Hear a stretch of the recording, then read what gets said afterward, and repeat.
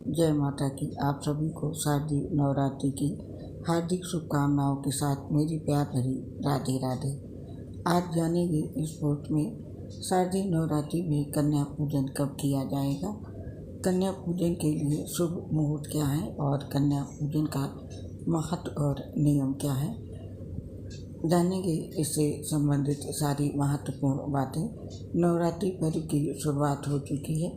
ये नवरात्रि माता दुर्गा के 9 स्वरूपों की पूजा अर्चना के लिए समर्पित है।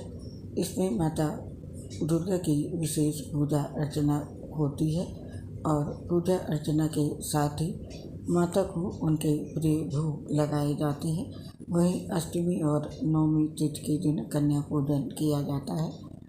छोटी छोटी कन्याओं की विधि विधान से तिलक और चुनरी देकर माँ के पसंदीदा भोग पूरी, हलवा और चने आदि खिलाए जाते हैं। इन कन्याओं को देवी का स्वरूप माना जाता है। उनकी पूजा करने से नवरात्रि का फल प्राप्त होता है, सुख समृद्धि की प्राप्ति होती है और इसी के बाद नवरात्रि पूर्ण माने जाते हैं और माता दुर्गा का आशीर्वाद प्राप्त होता है। आइए पंडित जी से जानते हैं कन्या पूजन के शुभ मुहूर्त और तिथि, लेकिन उससे पहले जानते हैं कन्या पूजन का क्या महत्व है। कन्याओं को देवी स्वरूप माना जाता है। यही वजह है कि नवरात्रियों के अलावा भी शुभ मौक़ों पर या फिर किसी भी शुभ कार्य की शुरुआत से पहले कन्याओं की विधि विधान से भोजन कराया जाता है। यही 9 दिनों के नवरात्रि पर्व के दौरान कन्या पूजन का विशेष महत्व है। ऐसा करने से माता दुर्गा प्रसन्न होती है। माता रानी के आशीर्वाद से व्यक्ति को सुख समृद्धि, धन ऐश्वर्य का आशीर्वाद प्राप्त होता है। कन्या पूजन से व्यक्ति कष्ट और पापों से भी मुक्ति पाता है। नवरात्रि में कन्या पूजन करने से सुख समृद्धि और धन संपदा की प्राप्ति होती है। इसके साथ ही कुंडली के 9 ग्रहों की स्थिति मजबूत होती है। कन्या पूजन में आयु का विशेष महत्व है। कन्या पूजन में 9 कन्याओं की आयु का भी अलग अलग महत्व है। पूजन के बीच 2 साल की कन्या का पूजन और खाना खिलाने से दरिद्रता दूर होती है। वहीं 3 साल की कन्या का पूजन करने से धन धान्य की प्राप्ति होती है और 4 साल की कन्या को कल्याणी का रूप माना जाता है। ऐसे में व्यक्ति का कल्याण होता है और 5 साल की कन्या को रोहिणी रूप माना जाता है। उनका पूजन करने से जीवन में खुशियाँ आती हैं। तो 6 साल की कन्या को माँ कालिका का रूप माना जाता है। उनकी पूजा करने से शत्रुओं का नाश होता है और 7 साल की कन्या को माँ चंडिका देवी का स्वरूप माना गया है। यही 8 साल की आयु की कन्या माँ शांभवी का रूप माना जाता है और 9 साल की कन्या का पूजन माँ दुर्गा के रूप में किया जाता है। वहीं 10 साल की कन्या का पूजा सुभद्रा माता के रूप में किया जाता है। तो ये था कन्या पूजन का महत्व। और अब जानते हैं कन्या पूजन की तिथि और डेट। ऋषिकेश पंचांग के अनुसार इस साल अश्विनी शुक्ल अष्टमी तिथि 10 अक्टूबर गुरुवार को सुबह 7:29 पर लगेगी और 11 अक्टूबर शुक्रवार को सुबह 5:47 पर खत्म हो रही है। 11 अक्टूबर को सूर्योदय 6:13 पर हो रहा है। ऐसे में दुर्गा अष्टमी 10 अक्टूबर को मनाई जाएगी और महानवमी 11 अक्टूबर को होगी। इस आधार पर कन्या पूजा 10 अक्टूबर को दुर्गा अष्टमी के दिन होगी। जिनके यहाँ नवमी को कन्या पूजा होती है वे 11 अक्टूबर को करेंगे। और अब जानते हैं कन्या पूजन का शुभ मुहूर्त। दुर्गा अष्टमी को कन्या पूजन के दिन ब्रह्म मुहूर्त सुबह 4:40 से लेकर 5:30 तक है। आप सुबह में माँ महागौरी की पूजा करें। उसके बाद कन्याओं को पूजा के लिए आमंत्रित करें। पूजा के लिए आप 2 से 9 संख्या तक कन्याओं को बुला सकते हैं।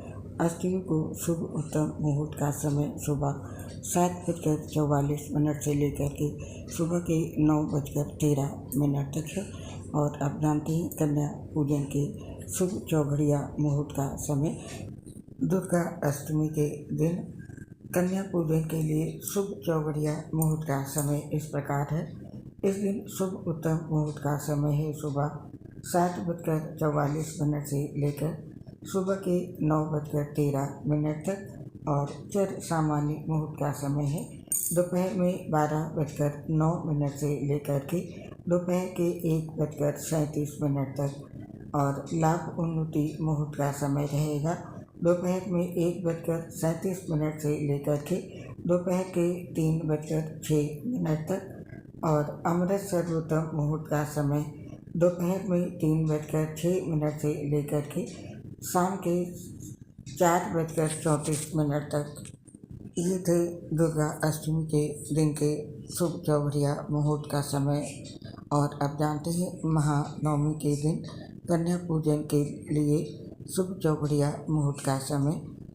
महानवमी के दिन चर सामान्य मुहूर्त का समय रहेगा सुबह 6:20 से लेकर के सुबह के 7:47 तक। और लाभ उन्नति मुहूर्त का समय है सुबह के 7:47 से लेकर के सुबह के 9:14 तक। और अमृत सर्वोत्तम मुहूर्त का समय रहेगा सुबह के 9:14 से लेकर के सुबह के 10:41 तक। और शुभ उत्तम मुहूर्त का समय है दोपहर में 12:08 से लेकर के दोपहर के 1:34 तक। और चर सामान्य मुहूर्त का समय है 4:28 से लेकर के 5:55 तक शाम के। तो ये थे कन्या पूजन के मुहूर्त के समय। और आप जानते हैं इस दिन बनने वाले शुभ योग के बारे में। इस दिन 3 शुभ योग बन रहे हैं। इस बार नवमी को कन्या पूजा के लिए 3 शुभ योग बन रहे हैं, सुकर्मा योग, रवि योग और सर्वार्थ सिद्धि योग। लेकिन कन्या पूजा के समय सुकर्मा योग ही प्राप्त होगा, जो पूजा पाठ और अन्य मांगलिक कार्यों के लिए अच्छा माना जाता है। कन्या पूजा के लिए सुकर्मा योग प्रातःकाल से लेकर 12 अक्टूबर को तड़के 2:47 तक रहेगा।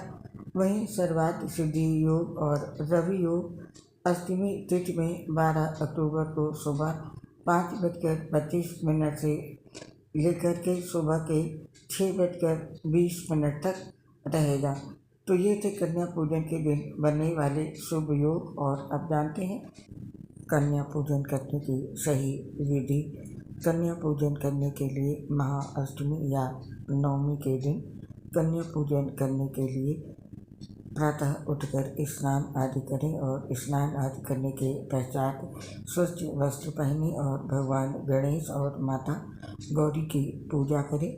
इसके बाद कन्या पूजन के लिए 9 कन्याओं और 1 लड़के को भी आमंत्रित करें, जिसे आम भाषा में बटुक कहा जाता है।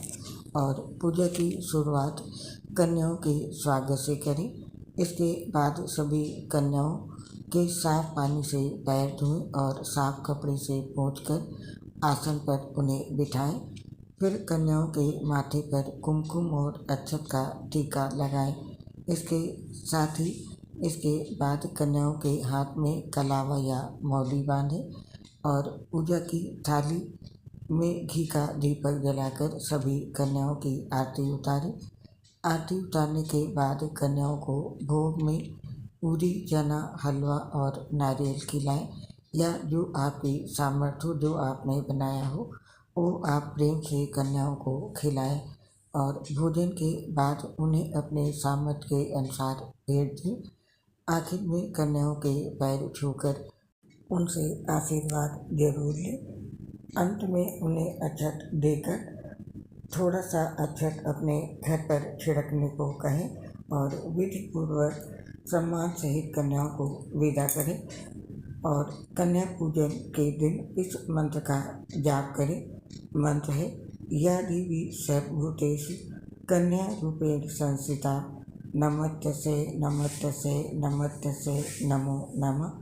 और ओम श्री दुर्गाय नमः, ओम श्री कुर्माय नमः, ओम श्री त्रिगुणात्मकाय नमः। इन मंत्रों का जाप जरूर करें। और अब जानते हैं कन्या पूजन के दिन हमें कौन सी गलतियां नहीं करनी है, कन्या पूजन करते समय किन नियमों का पालन करना चाहिए।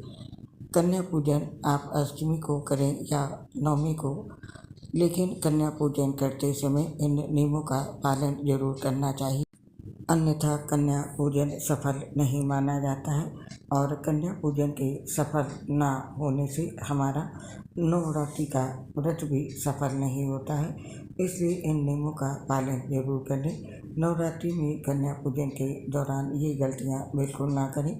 नवरात्रि में कन्याओं का पूजन माता के 9 स्वरूपों को ध्यान में रखकर किया जाता है।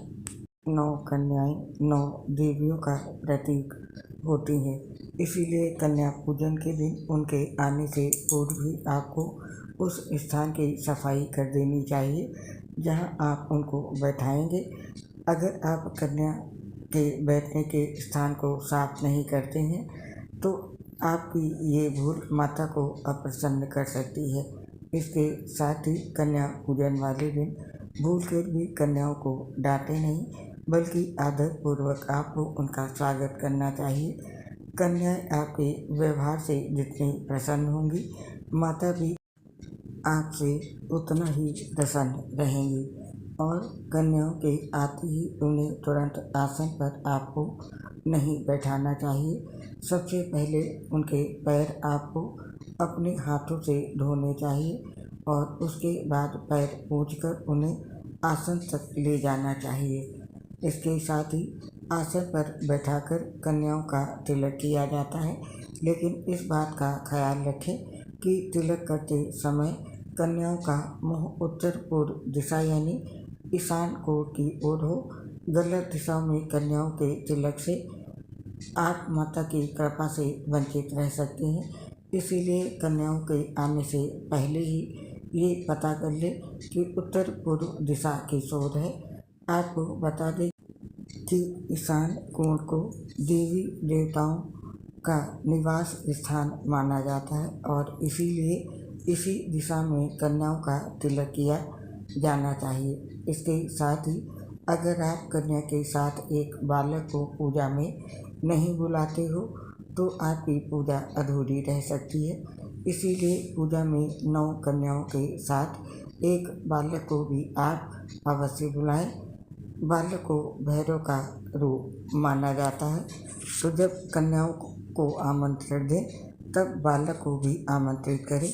और भोजन के बाद अगर आप सामर्थ्य के अनुसार कन्याओं को दक्षिणा नहीं देते तो कन्या पूजा अधूरी रह सकती है, इसीलिए कन्या पूजा के बाद आपको अपने सामर्थ्य के अनुसार दक्षिणा भी कन्याओं के हाथ में अवश्य रखनी चाहिए। और कन्या पूजन में कन्याओं के पैर छूकर आशीर्वाद लिया जाता है, इसीलिए ख्याल रखें कि कोई कन्या आपके पैर ना छुए। कन्या पूजा के दिन आपको ऊपर दी गई बातों को ख्याल में रखना चाहिए। अगर आप पूरे विधि विधान से पूजा करते हैं तो आपको माता की कृपा अवश्य प्राप्त होगी।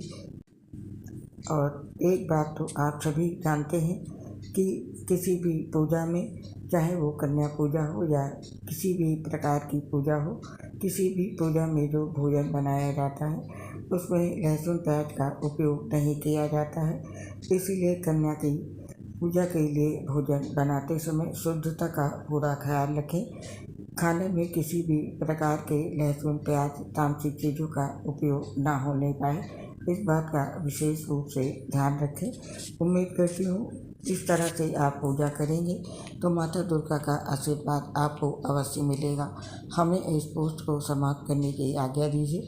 आप और आपके पूरे परिवार पर माता रानी का आशीर्वाद सदैव बना रहे, इसी कामना के साथ इस पोस्ट को समाप्त करते हैं। आपसे अपनी एक समस्या शेयर करना चाहते हैं। दोस्तों, हम लीवर सिरोसिस सहित कई गंभीर बीमारी से ग्रसित हैं, जिसकी वजह से पोस्ट बनाते समय काफ़ी परेशानी आती है। सांस फूलती है, उसकी वजह से आवाज़ ठीक से नहीं आती है। इसके लिए हमें क्षमा कर दें और अपना सहयोग हमारे साथ बनाए रखें। दोस्तों, बहुत मेहनत लगती है तब एक पोस्ट बनके तैयार होती है। यदि आपको पोस्ट में कुछ अच्छा लगे तो पोस्ट को लाइक अवश्य करें, इससे हमारा मनोबल बढ़ता है और आगे पोस्ट बनाने के लिए प्रेरणा मिलती है। उम्मीद करती हूँ आप सभी साथी हमारी समस्या को समझते हुए हमारा सहयोग ज़रूर करेंगे। इसके लिए आप सभी साथियों का हृदय से बहुत बहुत धन्यवाद। जय श्री राधे कृष्ण, राधे राधे, जय माता की।